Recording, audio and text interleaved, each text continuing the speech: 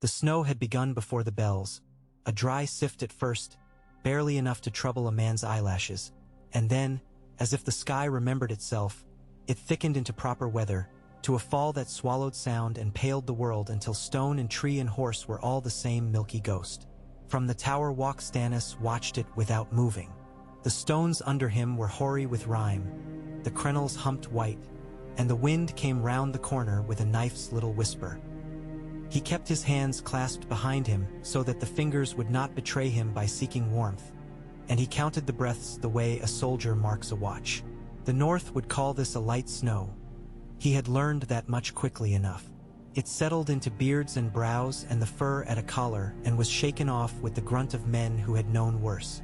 Below, in the yard, a line of boys worked with staves while an old master-at-arms with a broken nose walked behind them and rapped knuckles without sympathy. The thuds rose up muted. In the far angle of the walls, the godstree's branches wore their own white cloaks, and the face carved in the heart of it had taken on a queer kindness that did not belong to it. Smoke leaked from the hall and was shredded and lost. Ravens complained and hopped along a parapet on feet like onyx beads. The standard on the highest staff, a crowned stag and a running direwolf twined in a single banner, cracked vaguely and then lay down as the wind died. Davos Seaworth came along the walk at a steady pace that took no heed of his years. Snow had gathered along his lids and in the seams of his cheeks, and his beard held a dozen white grains like salt on fish. The old habit of comparing weather to provisions had never left him. He bowed his head. "Your Grace," he said, and when Stannis' face did not change, he moved to the Merlin and looked where the king looked. The yard opened like a dark mouth under the falling white.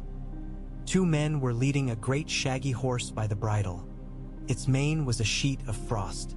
On the steps to the hall, a heavy lord in green and white furs stood with his arms folded and the arrogance of a man whose bread ovens were full when the world starved. A ring of Queen's men in red leathers had taken shelter near the smithy. Faces turned to a brazier that boiled a pot of pitch. Across the yard a gray shape loped with hungry, springing grace, and Davos saw that all the boys with staves flinched very slightly, out of respect if not fear. Gray wind made a circle like the falling snow, then flopped into a drift against the wall of a stable and laid his muzzle on his paws as if to listen to the morning. "Winterfell," Davos murmured, and as soon as he said it he was embarrassed to have put a name to something that did not need the saying. Stannis did not answer.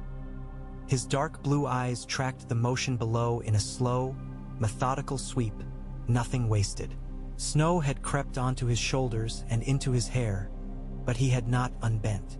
A king should not bend to weather, Davos supposed, though he would have allowed that a man might. He cleared his throat. "The men of the warships we took at salt pans have been placed. Wyman Manderley will see them fed for a month," he says. "After that, he will want grain out of the south, and he cannot have what the south does not have. His lordship is generous within the reach of his granary, but the winter shows its teeth even in a rich man's house." Stannis' gaze did not change. "He will have timber," he said, "and iron from White Harbor's forges. If he wants grain, I will have the river lords disgorge it. They took the harvests under my protection." He spoke as if the words themselves willed the riverlands to yield. "If they call me king, they will obey like subjects and not like cousins with appetites." "I," Davos said, not quite able to keep the note of caution from that single word. "He will be pleased to hear it has your will behind it." He rubbed his gloved hands together and added, "The Lord of the Dreadfort sits in his tower and writes careful letters full of frost. He sends no men. He asks after your Grace's health with a politeness I never saw in him when I ran oranges and onions to his shore. The Freys keep their own bridge and mummery. They smile with every tooth.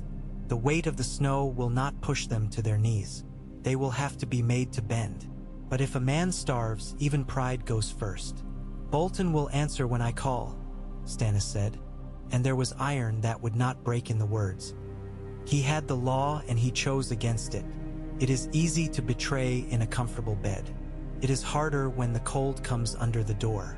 We will see what he does when he is made to choose between pride and blood." Davos made a soft sound that might have been a hum. The boy Robb Stark, King Robb, says little in public. The lady, his mother, says more in private. She asks after her daughters, as is natural, and after the boy Bran and the little one. She asks it of anyone who passes her door. My king. He stared at the white world and then at the hard set of the man beside him. There is talk, as talk will sprout, in kitchens and passages and in the stable's dark corners. Some of the north think to have 2 kings, each in his proper place. Their tongues grow bold on warm drink. They call it ancient right, and they name oaths the way I name ports on an old chart. It is not the talk of lords just now. It is winter talk, and I would be false if I said it would not grow. Some men, Stannis said, would hide warm behind talk while others go to the wall. He turned his head a fraction, and the motion released a little cascade of snow from the fur at his collar. Let them. My duty is not to their clever words.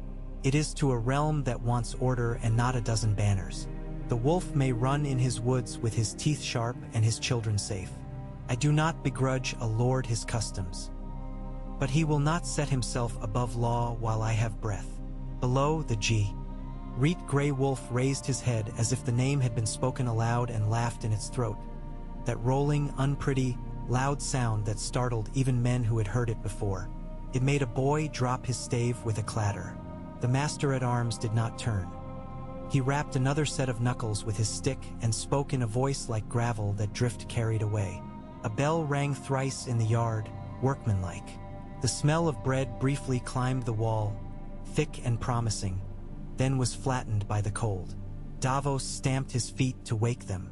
There is a letter, he said, from Castle Black. The Lord Commander says that the dreams of men mean little, but the dead do not lie. His words. He says he cannot keep the wildlings on the far side of the wall and keep them alive as well. He asks for men and for justice. He has no pride left in him and no shame either. I like him for that. Stannis' eyes cut to him. You do, Jew? I do, Davos said. He speaks plain. He wants bread and blankets and blades and has no time for boasting. He writes like a steward, not like a juggler at feast. The ravens grow lean on what they carry. He had to smile at his own remembering. He does not sign with grand titles. Only his name, Jon Snow. The king's mouth made the smallest shift that might have been a frown and might have been the memory of a taste. Eddard Stark's bastard, he said. A boy who knows his name and lives with it. Bring the letter to me again tonight. He drew a breath that showed as white steam. There is work that wants doing. There is always work. They stood that way for a time, the old smuggler and the king, until the snow had covered their lashes again and the yard below had stopped being a place and become instead a shape drawn into the page of weather, like a map reshaped by a damp thumb. Davos's toes at last shouted rebellion, and he bowed and withdrew. He took the steps down 2 at a time, and the air of the yard struck him like a basin of cold water. The boys were gone, their places taken by men trudging to the wall with baskets of ash. 2 masons had set up a frame and were arguing over a line that hung plumb as law itself while their hands shook from the day.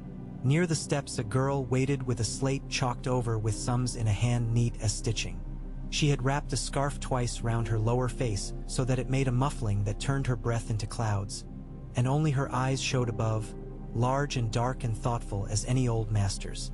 Davos knew Shireen did not court the cold, but sometimes the cold courted her, and she met it on the edges of yards and in doorways, the way a child peeps at a sea it does not yet dare dive. Ser Davos, she said, when he had come near enough to not make her call across the open. Her voice was soft, the scarf making it softer. Did he say anything of it? He always says something, Davos told her gently. That is his talent and his curse, little fish. He says the North has its ways and the law has its ways, and a king must hold both in one hand without dropping either. She frowned at that, the kind of frown children make when adults cook with ingredients that do not taste together. He gets a look near the gods would, she offered, and turned her chalk to make some new figure while she spoke, the white lines swift and certain against the slate, as if the trees argue with him even when they do not speak and he is trying to make a decent reply. Davos laughed under his breath. A man cannot argue with trees. Your lady mother would say as much and then tell me to keep you to the fire. Your nose is nearly blue. I will come in a little while, Shireen said. Maester Coleman says the numbers go crooked in the warm. I do not like crooked numbers. She looked past him toward the wall where the god's tree stood and then towards the obedient line of Queen's men who warmed their palms over the brazier. Are they kind? She asked, not quite whispering, as if to whisper would make the question unkind itself. The northern lords? I try to speak to them if they are not too busy, and some of them bow and some of them do not, but that may be because no one ever taught them how. They are a mixed dish, Davos said.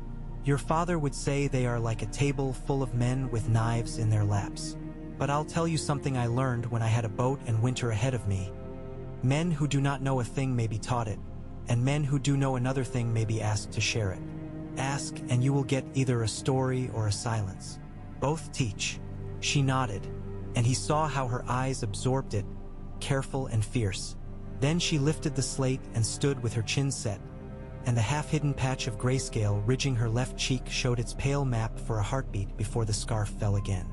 I drew a harbor, she said, and the way a ship must pass in because the sandbars will drown it if the pilot forgets. I think a kingdom is that way, and a winter too. You must know what is under the water. You will make an admiral, I think, Davos told her fondly, and he touched her sleeve very lightly with the gloved tips of his fingers as he passed, for fear of the Queen's disapproval, and also to ward off the feeling, foolish as it was, that the world might bruise her if it saw him be too gentle. They ate standing in the kitchen, Davos with the lesser men because he liked the heat and the noise and the swearing. Bread was torn and passed hand to hand, steam soaking the air, and stew was ladled from a pot that smelled of onion and bone. Someone had put in turnips. Davos had known worse. He had known better too. A cook slapped a boy for pinching a heel and then pinched it herself and gave it to him anyway when he cursed her. In the back corner, a fat man with rings in the ears that the cold made scarlet sang a song about a lady with a pitcher that did not make it to her lips. Davos let the steam ease the ache in his bones and wondered when he had become OL.D enough to feel a bed as soon as he stood from it. Wyman Manderley had sent a wheel of cheese the size of a millstone up from White Harbor in a wagon with 2 oxen and 4 guards who grumbled like men asked to escort a bride too timid to step quick. The wheel sat on a table near the ovens, and it had a knife in it already and a wedge cut, and someone had set into the rind a little red wax wolf without asking whose house ruled here today. Pleased him. It meant someone had decided to be generous just for the look of it. He took a sliver and chewed while the cook told him about her daughter, who had married a man with no head for accounts but a decent hand with a broom.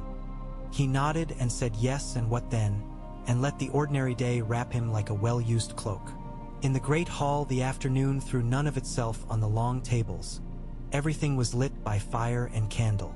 The banners that twined were new-made and at odds with themselves, old cloth and old dye, but sewn together by hands that had never before married stag to wolf.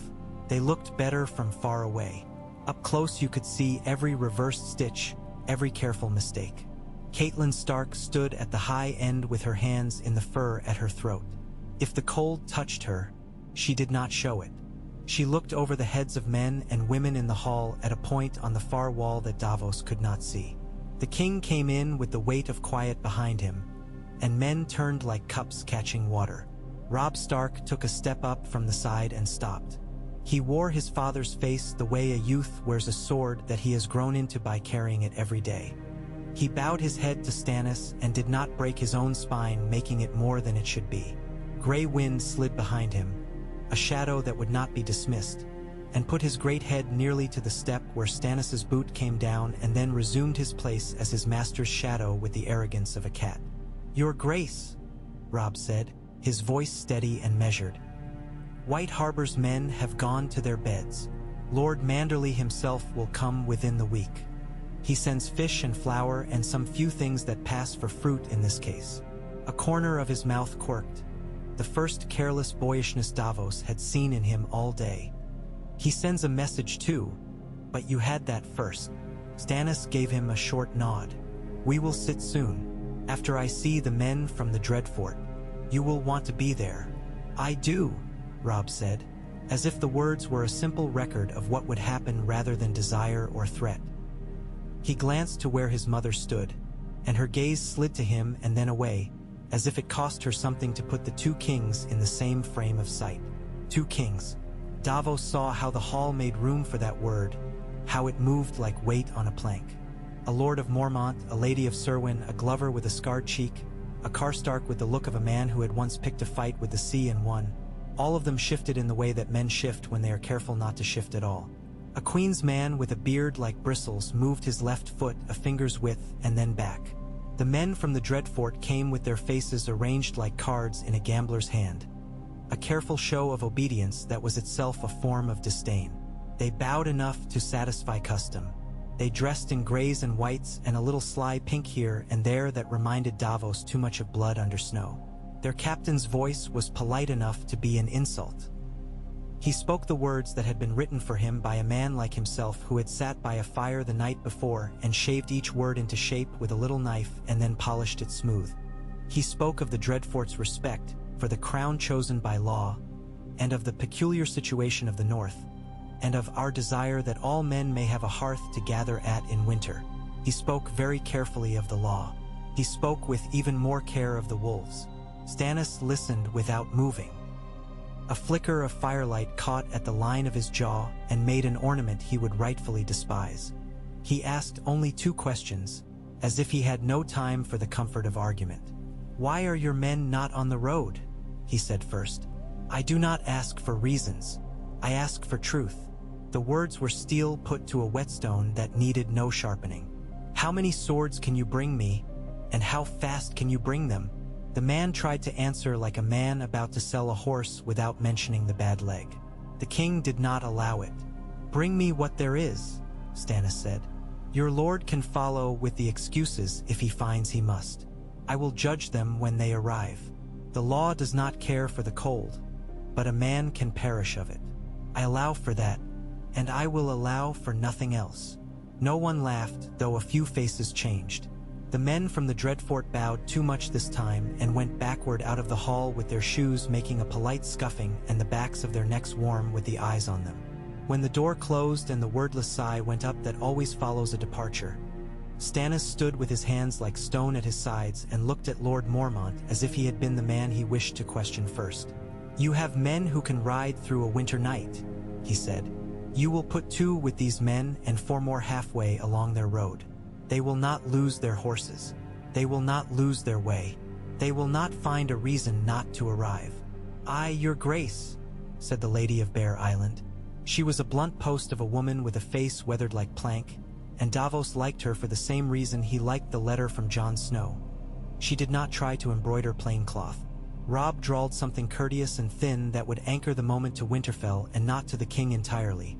And the hall loosened as a room full of men will loosen when those with power have made their declarations and left the table. Stannis stood a little longer than was strictly required, and then turned on his heel. Catelyn unfastened her hands when he was gone. She did not go to her son. She went to Davos. "The boy at the wall," she said, and her voice had the steadiness of a bridge over cold water. "You have seen the letter?" "I have," Davos said. "I have listened to as much of it as a man can, in the little that words hold." "What kind of boy writes like that?" she asked, a mother who had raised a brood of young and seen all the ways they put words in a row. "The kind who knows exactly how much bread is left in the barrel," Davos said. "Which is to say a man's kind, my lady. And there is a word in it that your lords will not like, wildlings. He thinks they must be allowed through the gates or die on the wrong side. He thinks the dead do more harm than the living. He thinks clearly, which is not the same as thinking kindly. He does not waste ink on forgiveness or blame." "It is as his father taught him," Catelyn said. And then, before the strange knot that phrase tied in her could pull too tight, she added, "And as his father's friend would have taught him, if Jon Arryn had lived. The wall was built for a reason. My son would say as much in any hall. He will not unmake a thing older than his great-great-grandfather and call it policy." "No," Davos said. "He will say, what has the wall seen? And he will say, what has the law to say? And he will wait, because he knows that waiting is sometimes a blade. He tilted his head, thinking of kings and snow and the way winter falls equally on honest men and thieves. Your son and my king will find a shape, and in the end there will be less bread than men. Catelyn looked past him before she let herself look at him. We had a rule in this house, she said, half to herself and half to the heir of the room. When there was less bread than men, the children ate first. I do not know if you have ever seen how a sister will put her share in a brother's wooden bowl and pretend she has had enough, and how he will try to give it back and she will refuse angrily because pride is the only thing that fills. I have seen it. I do not want to see it again on a scale that reaches from Moat Cailin to the wall. Tell your king that. Tell him the north is a table full of children trying not to look at the empty space. I will tell him, Davos said, and he meant it as a promise. In the smoky half-dark of evening, when the cooks had opened and shut the ovens 100 times and the hall smelled of tallow and stew and the sharp tang of ale that has seen a second summer, Stannis found the godswood. He did not find it easily. He moved with purpose down corridors and through doors, a candle in one hand and an annoyance that burned as bright, and 3 times he came to a little court or a turning that took him to a place he had not meant to go. The castle was a living thing wrapped round a weathered heart. He did not like the metaphor. He liked less that it made itself known to him in this way. In the end, he opened a low door and found himself under the boughs. The snow here lay thick and clean as a page never written upon. It had drifted against stumps and walls and wrapped the weights of old roots in silence. The heart tree stood with its face difficult to read. The red had deepened in the eyes to a kind of bruise that made Stannis think of a man after a fist has been removed from his jaw. The mouth went down too much. The leaves held a ridiculous green for this season, a red that was too alive, like lips that refused to blue with cold. He approached it because he refused the thought that he had been led there by his feet like a child toward sweets. Old gods, he said, not with mockery but with the dryness of a man addressing a merchant he has no intention of buying from. You are not my concern. I have a god already, and he has servants who do not leave their answers in trees. The candle flame made a little engine of itself against the wind. But this is the house of men who knelt to you, and if courtesy is either a tool or a burden, it is mine to manage. Do you hear me? I do not ask it as a prayer, but as a soldier lays out his plans for another captain. The boughs did not stir more than the wind stirred them. The face did not darken. He stood anyway and let the cold bite his fingers until they pretended to be wood themselves and saw the whole of the northern night laid out with a discipline he appreciated. The stars like nail heads hammered into the black boards of sky, the snow like order. The thought came to him unlooked for of how a line of men might move over such a field in silence, each breath a small cloud around a face, each step trying to leave as little mark as possible, and he felt, in a part of him he did not often attend to, something like satisfaction. He thought it might be the satisfaction of having a worthy enemy. He had not heard her steps, or had not heeded them, but when he lowered the candle he saw Melisandre by the low door. The red in her skirts looked obscene upon the new snow, a wound where no wound had been taken. Her hair was unbound, and the jewels at her throat slept. In the dark, with the white all round her and the motionless red of the heart tree, she looked like a trick of the eye or the memory of a fire. Your Grace, she said, her voice warmer than anything else in that place and less tangible. You bring him a light out of courtesy and a soldier's pride. He notes both. They do not belong to you. If the gods take notes, Stannis said, they should lend parchment. I have letters enough for a lifetime and a half. I do not need more auditors. He did not return the candle to its case. He watched the little flame climb and fall, a tiny war that refused to tire. You will not burn a tree here, he added, without turning his head. You will not frighten rabbits into the night or tell old women that the smoke knows their names. This place belongs to my ally and his father's. Melisandre's smile did not sh. Outteeth, I have not asked to. I am not a woman who delights in smoke for worship's sake. The North's red god is snow. He is a subtle god and he eats slowly. He would eat us as well if given a chance, fire and faith and all, and take our names last of any of the little gods. I do not take it as insult to know that. I take it as truth." She looked up as if the carved face were a constellation. "There are old powers here not bent to mine. I would be a fool to pretend otherwise. But all night is night, and all cold is cold, whether it falls on a pious man or a wicked one, and what I serve does not relish any night in which men forget to look for dawn." He turned at last, a movement crisp as a page turned from left to right. "You have visions," he said, as if speaking of a pig dealer who was honest and that being a fault like any other. "Do you see the wall? Do you see what men speak of in whispers so as not to be mocked, but think on in their beds anyway once the candles are snuffed? Or do you see me alone, as if the world were small enough to hold only my shadow?" "I see you when you cast long shadows," she said without offense. "I see the sharp things your enemies hide in their sleeves, and sometimes I see a place where there is no sleeve at all and only teeth." She lifted a hand and let it fall. "But visions are not maps. They are not a pilot's work. They are more like a weather glass. You look at it and you say, the storm comes, and you decide if you make for port or make for open sea. I cannot tell a man what waves will kill him and which will only slap his face." He made a soft sound that might have been contempt and might not have. "Jon Snow gives me a better instrument than visions," he said. "He gives me numbers. He gives me an accounting. He gives me the names of the dead as if he has a ledger open in his head that he cannot close for fear that ink will freeze in it. I prefer that to fire in a bowl. That is where we go. The wall. Not because you are a witch and not because the North thinks it is their business, but because a king keeps his people from dying on his watch." She dipped her head like a pen. "As you say." The words were courteous. The look that went with them was not submission and not delight, but something like acknowledgement, as if she had again taken notes in a foreign script. "The boy is a hinge at which many doors swing," she added, and her tone was casual enough to be dismissal had it not been weighted by something that might be care. "You will not like him and he will not like you. That is the least of it. Your respect might work harder than your affection and do more." "He is Eddard Stark's bastard," Stannis said again, half to himself, and for a moment the snow hummed with other names. "Robert Renly Shireen. A boy at a tourney with black hair and a way of holding a sword like a thing that had a purpose and not a personality. Boys on bays with new bits and fine hopes."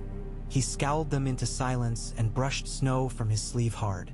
"We go north," he said to the tree in the end, because it required saying to something that had heard vows before, whether it cared or not. "We go north and do what work lies there." The following morning Jory Castle's boy woke him while it was still more night than dawn, and men clattered in the yard like saucepans in a cupboard.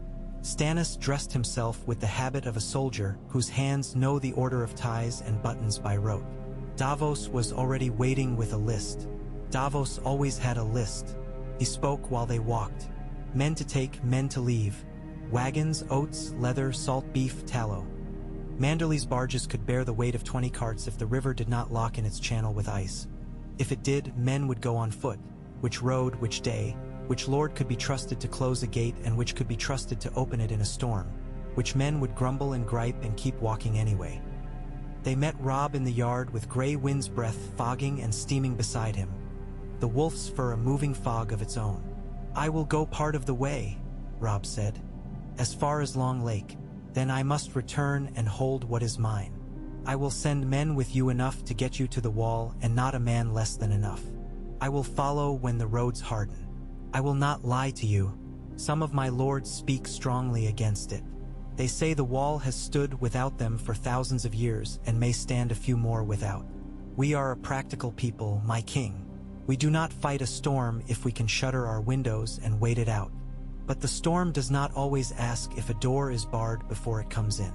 Stannis's look sharpened, as if pleased to see the same thing reflected in another man's mind. "Do not fight a storm with a spoon," he said.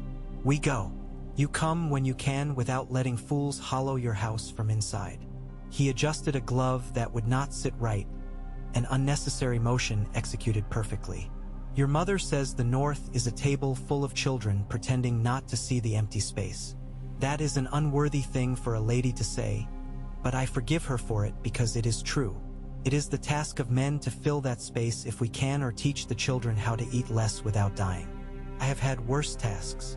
Robb blinked at that, and if surprise touched his mouth, he hid it quickly enough. "If the gods are kind," he said, a phrase that belonged to his house and not to the Red God's woman and not to the hard law at Stannis' back. "We will find the wall as more than stone."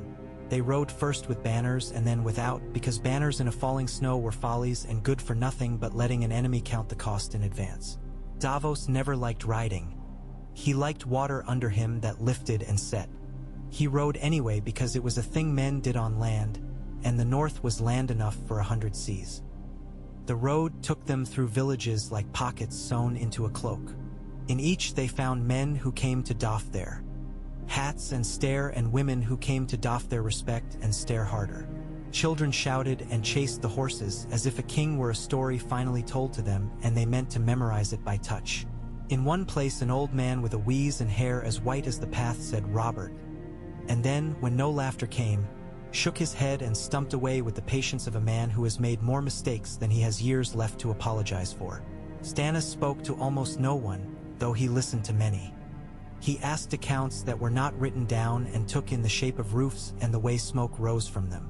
He remembered the names of hamlets like a captain remembers shoals. He did not smile, and when a girl shyly offered him a piece of bread with a brown edge, he took it and broke it in half and handed half to his horse. The look on her face when the great animal chewed politely might have been a story in itself. At midday on the third day, on a road that had forgotten it was a road and thought itself a riverbed for a brief and frigid spell, a woman came stumbling out from the line of pines with her skirt torn and her hair falling and 2 children running like stray lambs behind her. She had a bundle tied to her back and she clutched it as if it were the last of her breath. The men reined in, horses snorted, breath made clouds. She fell on her knees in the snow before the first of them she saw, which happened to be Davos, and cried with a wordless relief that set his heart to a quicker beat. She spoke then in a tumble of name and place and a single clear phrase, "Dead men," and another that followed, "Blue eyes." Davos slid off his horse like a man half his age and put her upright with the gentleness of rough hands that know when to be gentle. He spoke quietly. He asked where and when and how many and what they had done, and he took the answers in one at a time. He saw how Stannis rode closer without looking as if he did. He saw how the Queen's men at their backs shifted and glanced at Melisandre and not at their swords.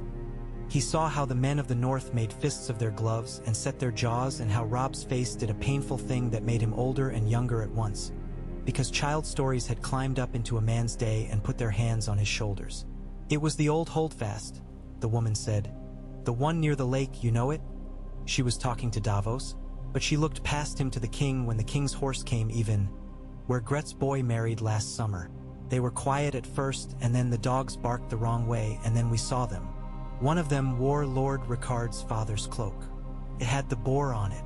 The boar was all chewed away. It was bad work, my lord. We ran. We ran all night and then another night.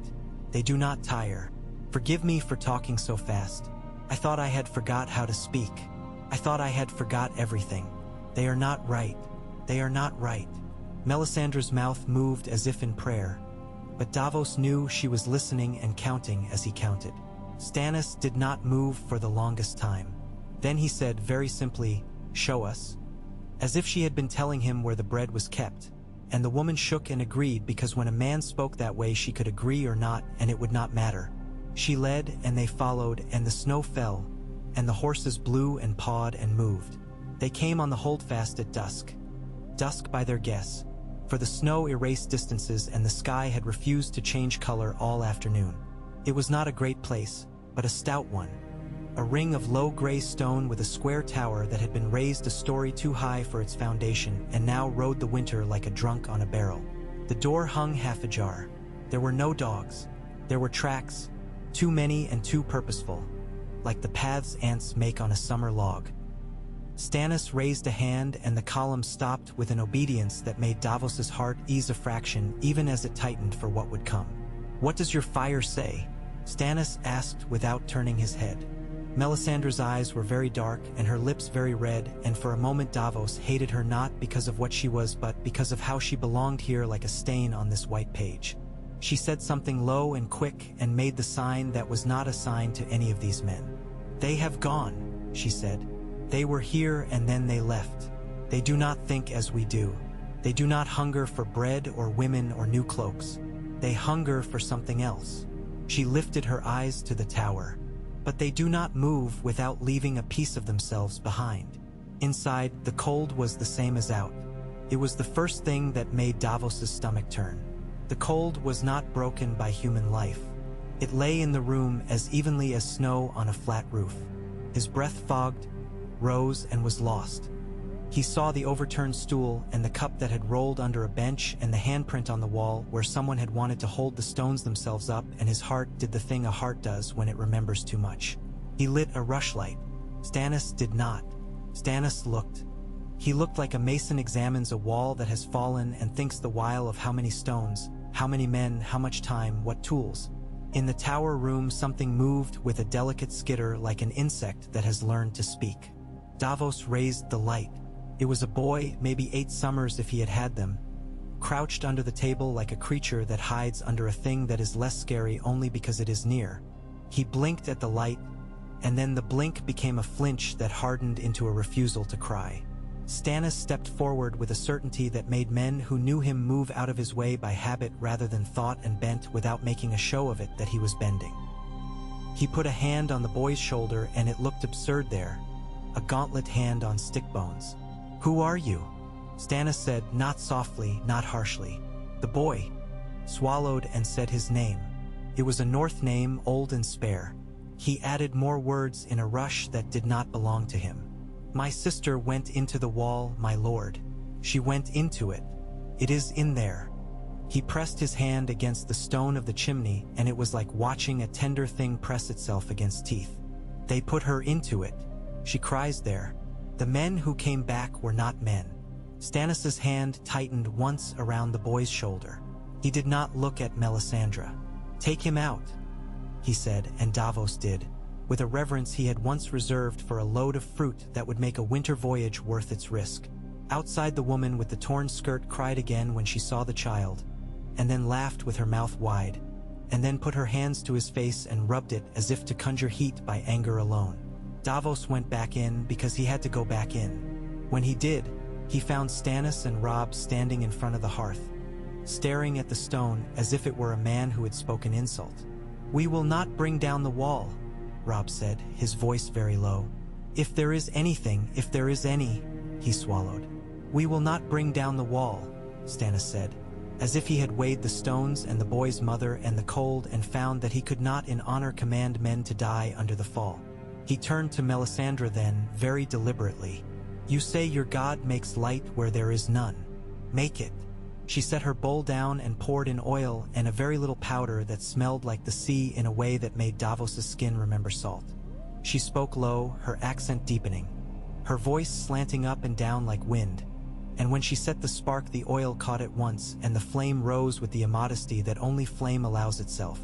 She raised the bowl in both hands as if the light had been heavier than the cold. The light made the stone seem less solid, as if it could be tricked into being merely painted darkness. In that feverish projection, a child's hand was visible for an instant where no hand should be, pressed and flat and pale. It was seeing a drowning. It was seeing a hand through ice. Men who had stood at battles made a very small noise like a knife shifting in a sheath. "We do not bring it down," Stannis said again, as if he had to say it again to the hand and the stone and the men as well. "We will not be hurried into acts that make us like our enemies." He looked at Davos. "We go on. We go north. We have seen sufficient proof that the tales told in kitchens are not told for children alone. They left men to dig graves because digging is a habit men cling to when faced with what they cannot fight. They left too for the boy and his mother. They left marks on the door that would tell anyone with a sword where the king had gone. On the road again, with the day spending itself like a purse that must be kept. Davos rode near Stannis and thought of the boy at the wall who wrote like a steward counting loaves. The world was counting. There is this many men. There is this much food. There is this much night. The closer they drew to the wall, the more the sky took on that peculiar pallor that no longer belonged to weather at all.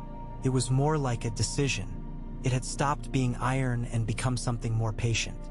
Men stopped singing to themselves and began to blow on their fingers and keep their eyes on the wheel ruts so that they could pretend each rut would lead them to a bed. Robb left them at Long Lake with a quick clasp of forearms and a promise and a lie that men tell each other because they must, soon. And Stannis rode on, with Melisandre's red fading in the white and Davos's mule keeping its own stubborn pace, and the Queen's men in exact ranks and the Northern men in ranks less exact but perhaps not less hard. They saw the wall at dusk, if it was dusk. It was what Jon Snow had written. It was too big for the eye to forgive. It made everything else into playthings. The first sight of it did what the first sight of the sea does to men who have never seen it. It punched breath out of them and made them laugh in that embarrassing way, like boys. The horses stepped lighter, as if curious. Stannis stared as if measuring. The blue of it was not a pretty blue, and not a peaceful one. It was the blue you see in a bruise you have pressed too long, or the blue you see when blood leaves a finger and comes back too late, and it had in it something like distance and something like bone. Davos thought of Shireen's slate and the little harbor she had drawn. This was a harbor of a different sort. This was the last line on a map, with the letters beyond it not yet filled. Men came out of the gate with spears that had become extensions of their arms because of practice, and the first of them had a face like a board shaved thin. He looked tired in the way that means a man has forgotten he is tired and only remembers it when someone asks. He glanced at Stannis as he would have at any stranger with armed men behind him, took in enough to know this was not to be treated like a midwinter peddler, then kept his words plain. "Welcome to Castle Black," he said. "We have a bed. We have a bench. We have bread enough and enough not to lie about. We have a Lord Commander who does not sleep much and a fire that will not go out if you keep it company. Is there a king among you?" "There is," Stannis said, and the man nodded the way a farmer nods when the price is declared and not haggled. The Lord Commander of the Night's Watch rose from a long table when they brought him to the hall. He was younger than Stannis liked, Davos saw at once, and he was older than he had any right to be. He had the black hair of Stark blood and the pale eyes of a man who has watched a lot of white and unlearned the trick of seeing color. He had a scar on his throat that made speaking look like a choice rather than an easy habit. He bowed like a Northman, exactly enough not to be taken for a jape, and when he said his head, the tiredness in him did an odd thing. It smiled. "Your Grace," he said, "you have taken your time." It was impudent and it was not impudent. It was the truth said without flattery. He put out his hand and Stannis took it, and their grips met like any two men's do when both think they are right. "Jon Snow," Stannis said, testing the name like a sword balanced in the hand. "Only Snow here," Jon said, with the hint of humor men have when they refuse to be made smaller by spite. "We have work enough and trouble enough that I cannot afford more names." Stannis nodded once, as if they had already argued and he had lost not at all. "You wrote like a steward," he said. "You counted what needs counting. I will answer you like a king. I will give you men that I can spare, and I will not lie and say they are the men I would choose if I had a full feast to draw from. I will give you a law too. You will open your gates and let those on the other side through, with spears to guide their feet if they forget how to walk. We will not keep a human enemy where we cannot watch him. We will keep him where we must make his obedience useful." Jon's mouth twitched. He did not waste time in the theater of being surprised. "You plan to let them kneel," he said, and though he did not say to you. The words lay there like a coin between them they both could see. "I plan to make them answerable," Stannis said. "I plan to make them swear something and mean it. I plan to make them build the fences that keep their children from freezing and do it under a law that will not change because some petty king in an island got angry at a cousin and decided to call himself a god." Davos was watching this with that particular warm ache he felt when something went right and he had contributed nothing to it, and it did not matter that he had not. The hall around them breathed. Men moved cautiously, as if a board might be rotten. Jon considered and then nodded. He said. "You will not be loved, and I will be called worse than bastard for this. But I cannot eat love, and the dead do not care what they are called. We will need to count them as well, your grace, the ones we let in. They are too many. If they come all at once, they will crush us just by the number of their steps." "You will count them," Stannis said. You will count households and women and the old and the men who can be turned into soldiers if they are trained to use the sticks in their hands like blades. We will build rules and then fences. We will hold a census. We will hold a line. We will not permit feasting for a month because a man killed a goat and called it victory. We will not permit stews that begin with a neighbor. The ghost of humor crawled again at the corner of Jon's mouth. It is not a habit yet, he said. We have only just begun to starve. A woman brought bread and a pot of something with beans and meat in it and set it down with the careful defiance of a woman who knows this has more meaning than the kings and their plans. The smell was like life. Davos had to check himself from hurrying to it like a fool. After meals, men tell stories, whether they call them stories or not. That night, the stories did not have the usual shapes. Men recited the names of hamlets and the number of sheep in them and the length of time it took to boil water in the yard where the wind had its way. They recited the number of arrows and the number of shafts that might be made if the woodworkers gave up making chairs, and the number of chairs in the world. Stannis listened and did not eat much. Jon listened and ate as if he had to remind the men to do it by the example. Davos listened and counted. Later, when the oil in the lamps had been pinched and the older men had gone to be younger than their joints would let them, Stannis and Jon walked the top of the wall. It was not the place for a king to walk in a foreign land, or a safe place at any time, but Stannis liked it for the same reason he had liked the battlements at Winterfell. From here the world could not pretend to be what it was not. The cold was like a command to the lungs. The ice underfoot was very clean. You were at Winterfell when I was a boy, Jon said without preface. You did not like the music. You did not like the tapestries. You asked to see the accounts and the armory and the well. My father had to be urged by my mother to treat you with the courtesy due your name because you did not make it easy for him to enjoy you. Stannis's laugh was a mark made and then erased. I recall it, he said. Your father thought me too earnest and too poor at dissembling to be a friend. He was probably right. I am not sure where liking fits in all this. He was liked by too many men worse than he. It did him no good in the end. Nothing did him good in the end, Jon said, with the cruelty that truth sometimes has. I think on him when a man tells me he only wants what is fair. Fair killed him as well as any catspaw did. Stannis nodded once. I sit here now because I did not call it fair when my brother took what he had no right to. My brother had a way of making men like him for it. I am better as a debtor than he was as a thief. I pay the men who bend their knee, and I pay the ones who do not in coin of law. No one thinks it cheap. They often think it dear. But I sleep. You will not find a man who can say I lied to him and meant it. Jon's breath misted and broke like glass. You will not find many men who can live with your kind of sleep, he said, and he did not make it a jest. He stood with his hands on the ice of the wall and peered into the night beyond with a hunger that had nothing to do with bread. They are a different kind of enemy, he said. Men always say that when they want to frighten other men into doing a thing they should have done already. But this time it is true even when I do not want it to be true.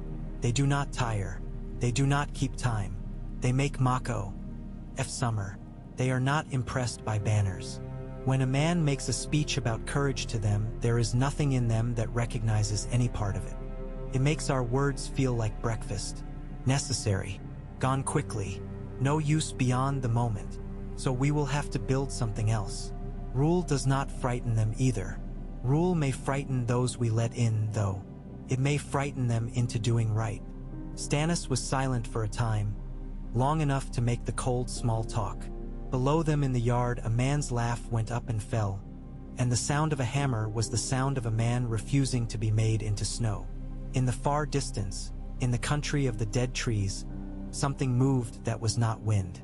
I do not seek to frighten anyone, Stannis said at last. I seek to be obeyed. Fear will serve. Respect will serve better. I am old enough to know I cannot afford the delays of teaching a boy how to love me. If I ask him to hold a spear and he holds it, then that is enough.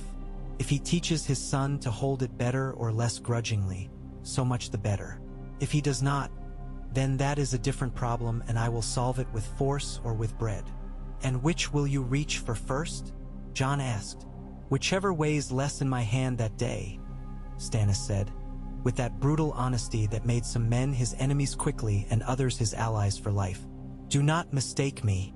I am not telling you I am clever. I am telling you I am patient where patience has weight and merciless where mercy grows too expensive. I am telling you I will not give you a speech about the poetry of the snow. I am telling you that if we live through this winter, we will do it with rules and nails and men who do their tasks when they are told and do not ask to be thanked for it." "I do not ask to be thanked," Jon said. "I ask to survive." He leaned his brow against the ice briefly, like a man who has put his head against a pillar in a hall he loves and then remembered that he is to leave it. "I ask for the names to be written down so that when men come looking for me in their stories, they can see I did not play a part. I did the work. That will be enough." The days that followed were a blur of motion and of stasis. The wildlings did not come all at once, because even they could not move like water through a gate that small. They gathered and were held and counted and then sent to wait in pens of rules. Stannis had men build fences and more fences. He did not delight in it. He did it. The queen's men scowled at the giant women with their knives and the smaller men with their tattoos and their names like knife scratches. They scowled at the talk of gods that were not theirs, and at the old gods who looked at them from the south with carved faces, and at the red god's servants who lit fires and muttered truths too hot to hold. The Northmen did not scowl. They did that thing they did that was worse than scowling. They watched and took in and did not forget. Davos ate bean stew 3 nights out of 5. He asked after men who were cold and had no boots. He sent boots. He asked after men who were cold and had boots but had no socks, and he sent socks. He found a boy with a talent for numbers and set him to standing by the pen and calculating how many bodies would fit without breaking the fence. When the boy did it with a mouthful of his lip, he had not meant to bite. Davos gave him half his slice of bread. The boy shook his head and held his own piece out as if to make the sizes equal and the world right. Davos considered telling him that sometimes the world was a ship in a squall and no amount of level measuring would keep the crockery on the table. He did not say it. He let the boy figure it out by dropping a plate. Men came to Stannis with quarrels, and he settled them like a carpenter with a hammer settles a quarrel between 2 boards. He did not raise his voice. He did not soften his language. He did not wait to see if each had felt heard. If one of them was wrong, he told him so. If both of them were wrong, he told them so twice. Sometimes that satisfied. When it did not, he sent them away with tasks. "You will not like me better if we stand in a hall repeating ourselves," he told a glover with a broken hand. "And your hand will not knit faster if I permit you to make speeches at it. Go bind it and see to the strength in your other arm. It may be all you have by midwinter." The man opened his mouth and then closed it and then did as he was told, with that grudge-born obedience Stannis preferred because it did not ask for flattery in exchange. On a day when the sky had gone to lead and the snow had turned to a kind of dust that got under the tongue and made words taste like pencil, Asha Greyjoy came to the wall with a white scarf tied around her arm like a pretense at truce. She rode bareheaded on a shaggy horse and laughed at the cold because Ironborn have always laughed at what could drown them. She swung down lightly and gave the wall a look as if it were a woman she had been dared to kiss. She spoke to Davos because she knew him and because she had always chosen the men who smelled of salt and whether over the ones who smelled of tallow and sweet wine. "Well then," she said, "if this is what the end of the world looks like, I wish I had brought a better cloak. I thought to trade words for a brother." She made the shape of a mouth that might have been a smile. "You have him, do you not? The turncloak. The boy who wanted to be a wolf until someone showed him what wolves eat." "Theon Greyjoy is alive," Davos said, blessing and curse both. "He is not well. He is in the north and not here. He is not mine to barter, my lady." Asha's eyes were like wet slate. "He is not yours, no," she said. "He is not mine either. He belongs to the tale that men will tell about our house when we are done. He belongs to what our father made us and what he refused to repair. That is a hard thing to owe. But I will pay it if any man will let me." He flicked her gloved fingers in the direction of the pens where wildlings stared back with their own interest. "And these are your savages. They look like my kin." She meant that they looked like men who had never learned to be ashamed of hunger. "Your father is dead," Davos said, "because men like the truth told plain even when it cuts them. Your house may decide now if it belongs to old habits or to something like law, and whether that law is its own or another's. You will not make a king out of the ruin of a dead man's pride. Not here, not under this work." He described a circle in the air with his hands that encompassed the cold and the rules and the long blue wall. "Not while this is in our sight." She looked up at the ice and her mouth went a little crooked. "We make kings out of less," she said. "We make kings out of rocks and colored rags and the way men want to stand near a thing taller than they are. But I am not making a king today. I am making a list." She put a hand to her breast in a mockery of courtesy. "Tell your king that when he has eaten the cold share and counted his own men twice, the sea is at his right hand still. If he will lend it respect instead of boasting at it, I will bring him boats to carry what has to be carried. I will bring him men who can tie knots in the dark and steer in fog and tell by their teeth whether a barrel will last a season. We will take payment in iron and in having our lives not spent foolishly at another man's feast." She gave Davos a measuring look. "And if your king is the kind of man who thinks a woman cannot keep a promise she makes to a wall, tell him to remember what the sea does to men who expect it to be tame." Davos smiled with his mouth and with that older part of himself that was a boat. "My king does not expect anything to be tame," he said. "If he has a fault, it is expecting the opposite. He will make a bargain with you that snakes will envy, and he will hold you to it in winter." "I would not like him," she said, "but I will respect him.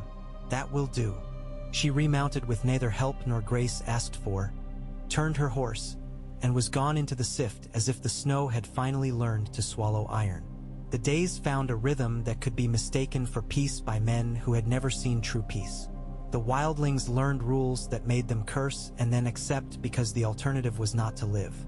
The queen's men learned that their zeal felt like a chill in another man's bones, and that the best way to warm him was not always to set fire to his house. Melisandre walked the wall with her eyes on a distance that made men uncomfortable, and then sat with Shireen, who had come with her father at last, and taught her letters in a script that curled like smoke. The child's scarf patterned the air with a small cloud every time she corrected herself. Catelyn came north in a heavy sleigh with Robb's men around it, wrapped in furs like a secret. She stood at the base of the wall with her head back and looked up at the blue for a long time. When she put her hand to it, the ice burned her palm through the glove, and she kept it there anyway as if it were a form of penance. She spoke to Jon in the old way, stiff and formal and careful as a woman picks her way across stones in a river. He answered with respect and none of the supplication she had expected in childhood when she thought of meeting him at a threshold as a lady might be called to meet a bastard. He spoke as if he were in the middle of a task and she had asked him for a measure and he had given it to her willingly but could not stop in his work to admire the weights. "You will take on more than you can carry," she said, "because mothers always say it when they see a son with his arms full." "I already have," he said, "because sons always say it when they mean to do it anyway." He bowed. She nodded. Later, in a small room with tallow smoke stringing the air and the sound of men hitting wood with their practice like a heartbeat under everything, she stood with Stannis and told him that she had seen his courtesy to her house and that she did not mistake it for surrender. "Do not mistake me either," she said, and for a moment he saw in her the steel her son wore and the pragmatism of a woman who had kept a great house through summers and wars. "We were a kingdom before there were 7. We will be ourselves after summer comes again, if it comes. I will not forget what you have done, and I will not teach my grandchildren to forget it either. But I will not let them forget that we stood our own ground longer than most men stand their pride. That is the shape of us." "I do not ask you to be a shape you are not," Stannis said. "I ask you to be the shape you claim and to not change under me like a fish on a plank. If you say that the North will govern itself in winter so that men live, do it. Do not look to me for permission to carry your own children out of the snow. If you say that in summer you will send me grain when I say this village starves and there's can spare half, do that. When a man from the neck comes north and says, 'I am a subject of his grace and I am hungry,' do not tell him that he chooses a bad time for hunger. You will not like even one of these bargains every day, but you will like the other option less in the end." She looked at him with the particular pity women sometimes reserve for men who are not meant to be liked and will not pretend otherwise. "My king, not my king," she said, giving him the old northern phrase that had allowed men to keep their pride while bowing their necks in winter. "It will do for now." She left him then with a scent of wool and cold and a sense that he had been given both a promise and a sharp stick. There were letters. There are always letters. Men south of the neck wrote them in the old cheap ink and the new thin hands of clerks not yet taught to ornament their masters' names. They told of harvests not come in and of the Vale's isolation and of a capital that had learned to eat humbly for the first time since a mad king decided where bread could be baked and where it could not. They told of Dorne's silence the way a letter tells of a storm that a ship has outrun, without understanding, with relief that might be misplaced. Stannis read them and returned answers that were often shorter than the questions. Sometimes the answers went to men who were already dead, and the ravens brought them back. Davos stacked them with ugly care in a basket he had convinced a carpenter to make for him out of thinned barrel staves and twine. The basket was stubborn and so was he, and in that way it suited both their purposes. One night the snow stopped entirely and a great clear cold settled on the world like a pane of glass. The stars were so sharp they made men put up their hoods as if the sky might cut. The drumbeat of hammers ceased as men fell asleep out of duty rather than ease. Stannis stood outside on the top of the little hall and listened to the silence and knew what it meant to be the last waking man in a camp. He thought of his brother then, not Robert the king but Robert the boy, asleep with his mouth open and a smear of stolen pie on his lip and a knuckle under his cheek. He remembered what it had felt like to know, with that peculiar confidence that boys have, that he would never be that kind of man and that it was both a burden and a privilege. He had carried it. It had carried him. He heard it then, the sound a blade makes when it is drawn very slowly, very near. He did not turn in a panic. He pivoted with exactness. The figure that stepped out of the deeper shadow had no breath in the visible air. It had, instead, a faint light about it, green as old sea glass, moving as if it were trapped behind a thick pane. His hair was stiff as antlers. Its mouth did not hold a mouth. The eyes were coins he would not take as payment. He did not call for men. He lifted his sword and set his feet and believed, with a sudden brutal honesty, that he might die. He felt not fear but anger that it had chosen to come to him now without first crossing a proper threshold. The thing moved with a speed that was a different way of being altogether and not speed at all. His blade met cold. It screamed, and the sound did not pass through his ears but through his bones. He pushed. He had always been a pusher.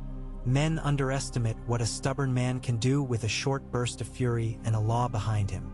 He pushed. The blade sang. The thing shuffled and then was not there. Not stepped away and not vanished so much as removed as a misprint in the world may be removed by a careful hand. He stood with his chest heaving and looked down at his sword as if it would offer explanation. It did not. Melisandre appeared as if she had been asleep and had dreamed his danger with the confidence of a woman whose dreams have paid handsomely before.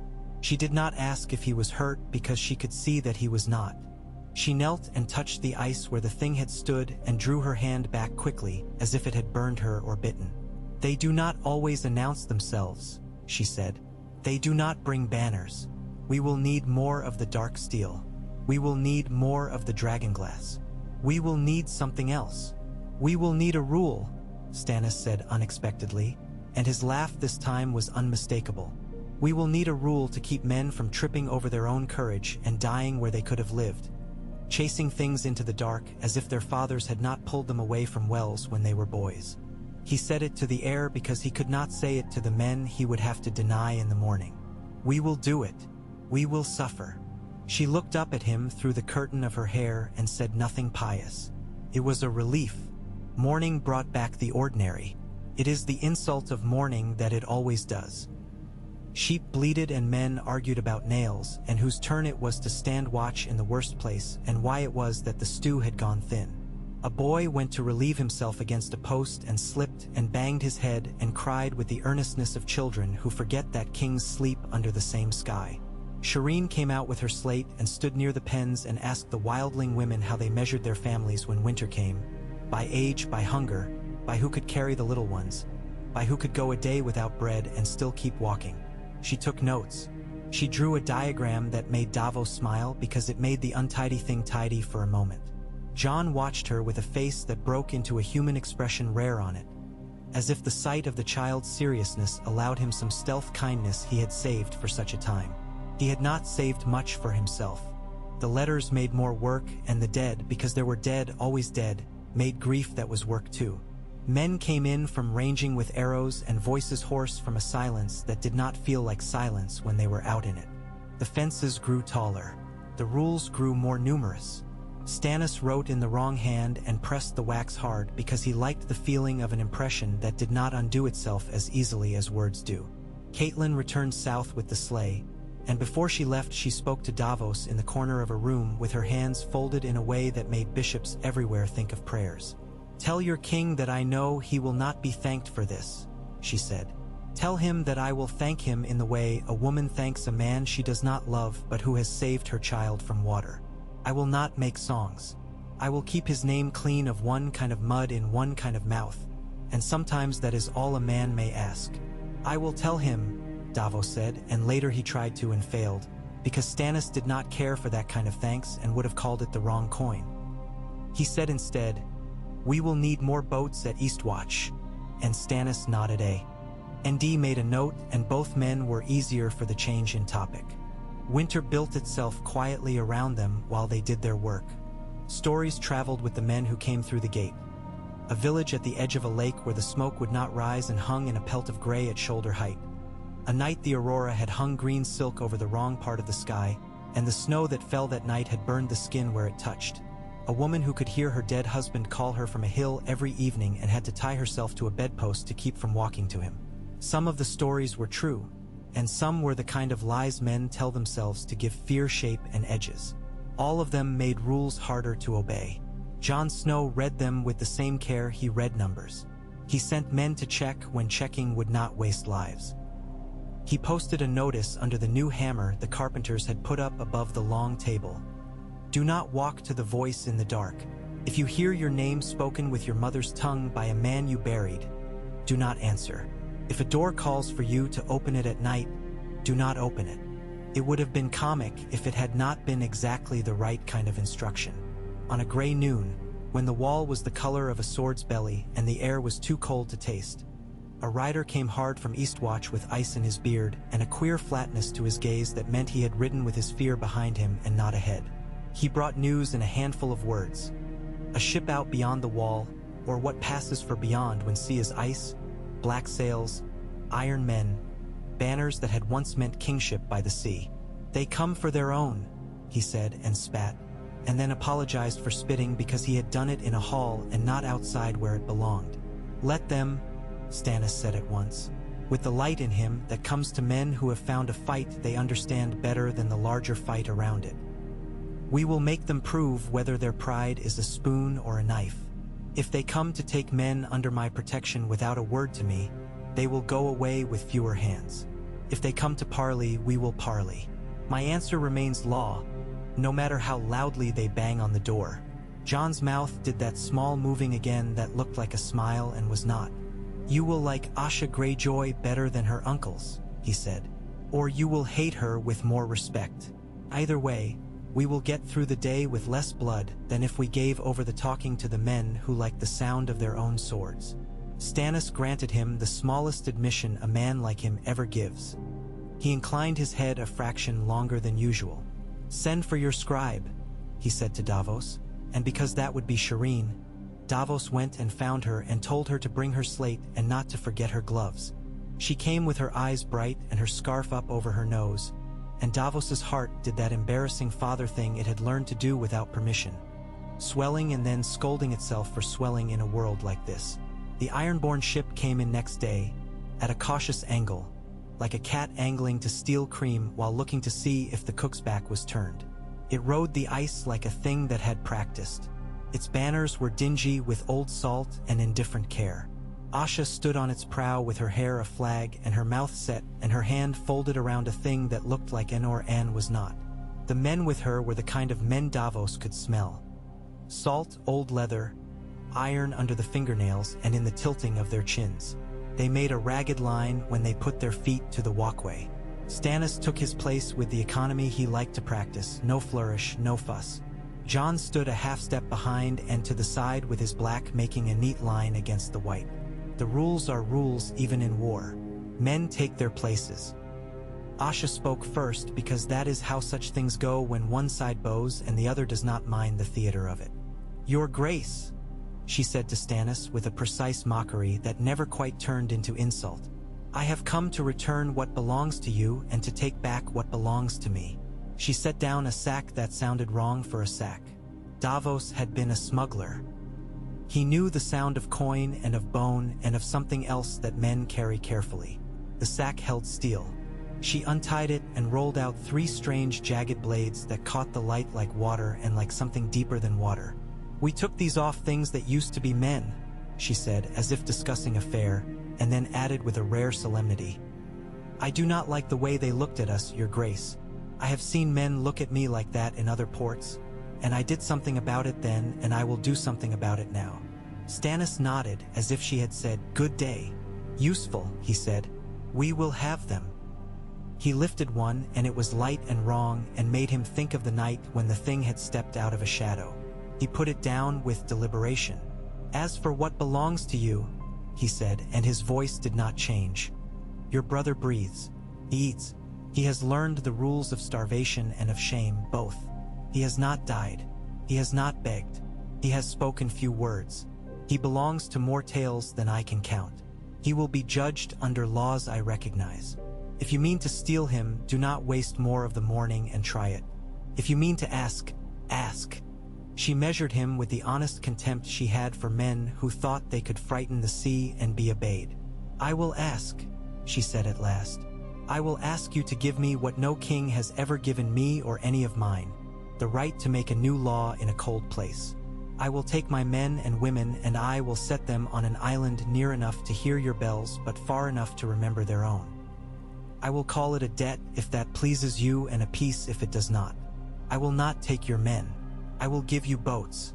I will give you fish. I will give you oaths written. In a hand your scribes will hate for its honesty." She smiled then, and it was almost sweet.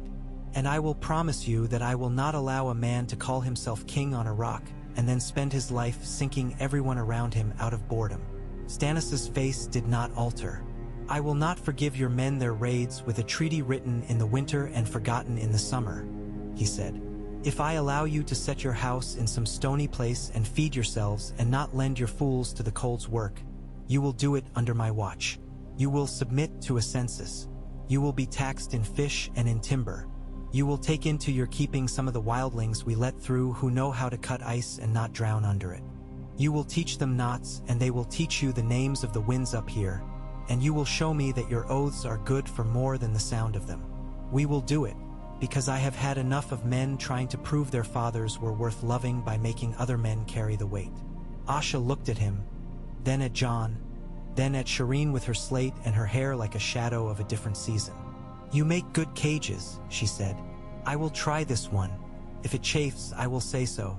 And if I break it, you may kill me and hang me by the ankle from your blue wall, so that men will see my hair move in the wind and think of me when they get proud." "We will not hang you," Stannis said. "We will use you when you break, in some fashion that will not make a song anyone wants to sing at a feast. That is how the law works. That is its mercy." He put a hand on the nearest blade she had brought, and this time the wrongness of its light felt like a part of the bargain. The Ironborn left, with rules stapled to their throats and promises in their mouths, and a peculiar light in their eyes that comes to men when they realize they have traded a little pride for a little safety, and that they have done a thing they did not expect to do under the sky they know best.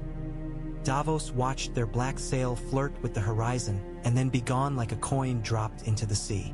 He felt old and very, very much alive.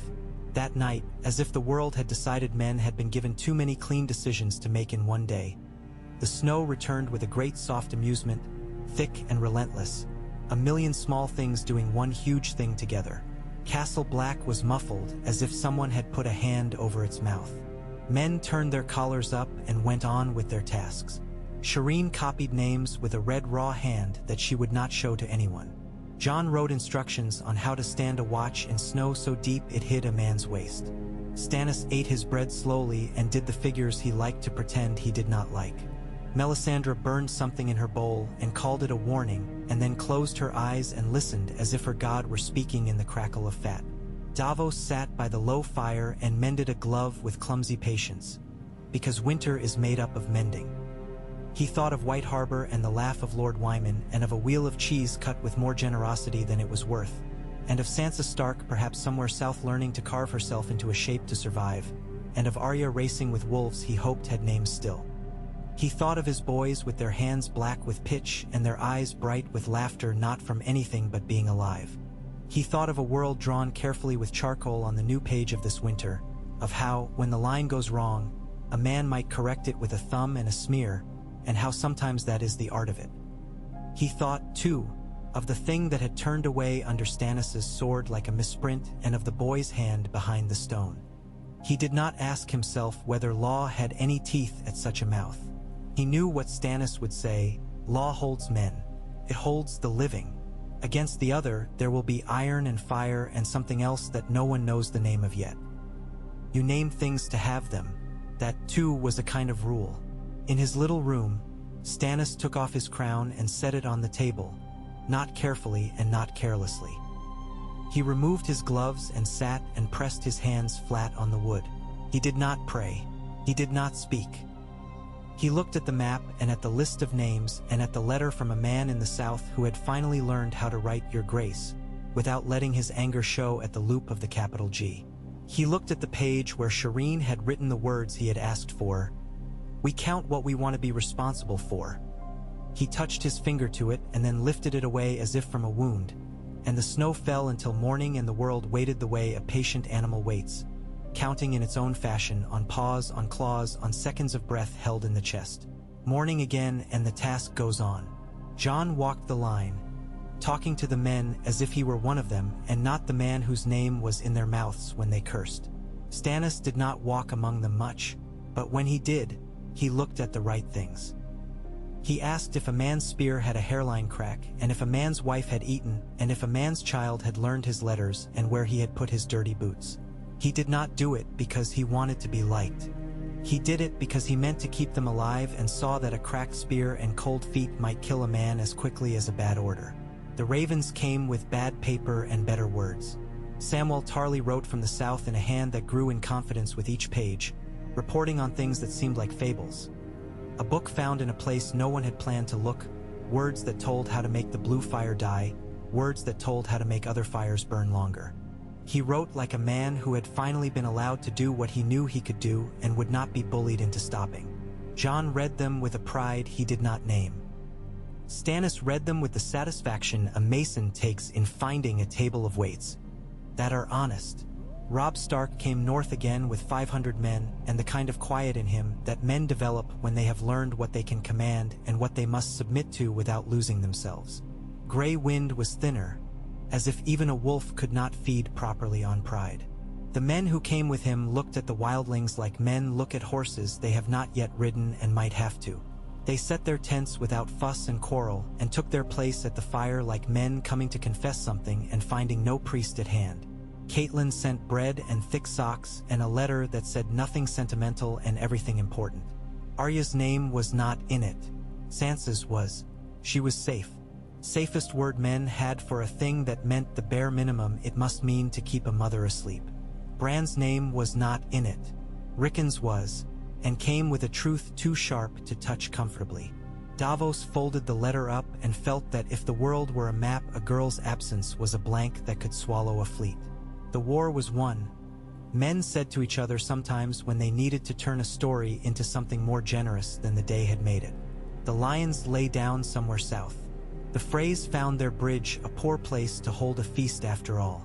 The Dreadfort sent men, not enough and late, and with a look about them that spoke of houses locked too long against neighbors. The Ironborn stood on their new sharp rock and shouted into the wind, and then went to mend their nets. If there were other kings, They were kings of rooms and of memories and of grudges, and the winter did not sit in attendance in their halls. It preferred this high, blue wall and the hard work around it. In a small room near the stables, where a blade can be kept out of the damp and a man can decide to sharpen it because it is easier than sleeping, Stannis and Jon sat with a board between them. It was a simple game any boy from any village could have played on any flat rock. Squares in crisscross and stones for pieces. Jon moved with that careful impatience that he had for everything. Stannis moved with the same precision he put into knots and lists. They did not speak. The pieces clicked. In the end, Jon won by a small, ugly margin. He did not grin. Stannis did not swear. They looked at the board a long moment as if considering inventing a new rule for the sake of symmetry. Then each man rose and went back to work. In the yard, Shireen taught a wildling child to write his name not because there was magic in names, but because when a man can write his own, he has been given a little law that is his own to keep. The child gripped the chalk like a sword.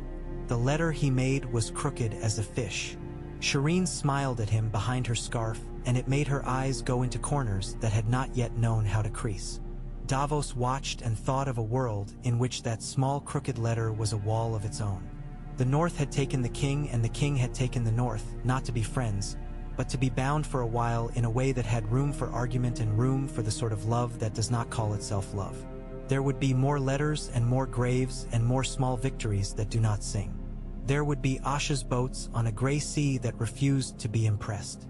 There would be a winter that did not care for banners and songs and would give men only the clean test of whether they could stand in its face and still call themselves men by any law they recognized. Davos took up his pen. He wrote a list of ships and of men, of nets and of knots, of the holes in the world where bread fell through and could not be recovered. He wrote down the names of children he had fed a heel of bread to and of men who had died with their names written and without. He wrote until the snow fell too thick to see the letters without a second candle, and then kept writing because sometimes the only answer to much white is to put black marks upon it and trust that the pattern will hold. Somewhere south a bell rang in a harbor the child Shireen had drawn, and a man looked at his nets and saw them empty and then half full and felt the old rhythm of a life that took and gave back and did not always ask permission. The war was won, yes. The work had begun earlier than men had been ready for, and would finish later than their patience would like. Between the two, there was a blue wall and a law and a wolf that laughed sometimes in the snow and a king who did not bend to weather and a boy who counted and the fire that did not go out because men kept it, because they used it, because they needed it, because the night wanted otherwise and had been given its answer.